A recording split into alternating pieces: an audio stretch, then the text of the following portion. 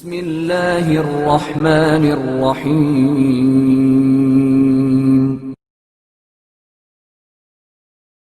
حضرت علی علیہ السلام کے زہد کا ایک واقعہ۔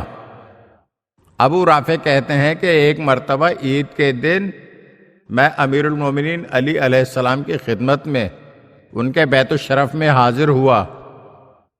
آپ علیہ السلام کے سامنے مہر لگی ایک تھیلی پیش کی گئی۔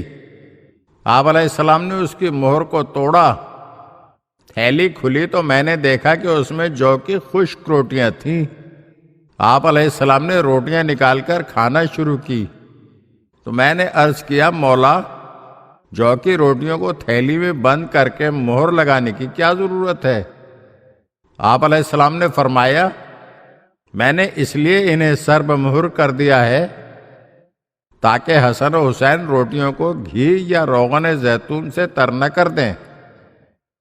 جب آپ علیہ السلام کھانا تناول کرتے تو زیادہ تر سالن کے بجائے روٹی کو نمک یا سرکے کے ساتھ تناول فرماتے، اور کبھی کبھار سبزی سے بھی روٹی کھا لیا کرتے تھے۔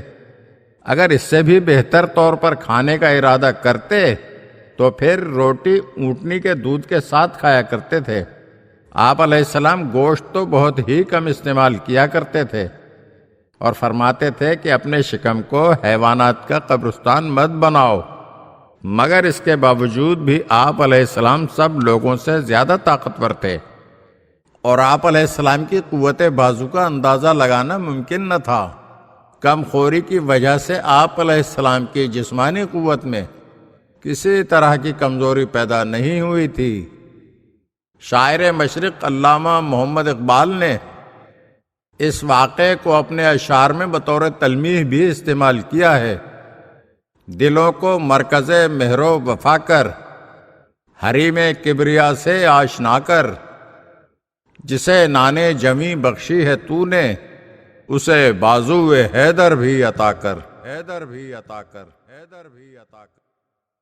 اگر آپ ہمارے چینل کی نئی ویڈیوز دیکھنا چاہتے ہیں تو ہمارے چینل کو سبسکرائب کریں اور گھنٹی کے بٹن کو دبائیے تاکہ ہر آنے والی ویڈیو آپ کو جلد موصول ہو سکے۔ اور ہاں، لائک اور شیئر ضرور کیجیے اور اپنے قیمتی کمنٹ سے ہمیں آگاہ کیجیے۔ شکریہ۔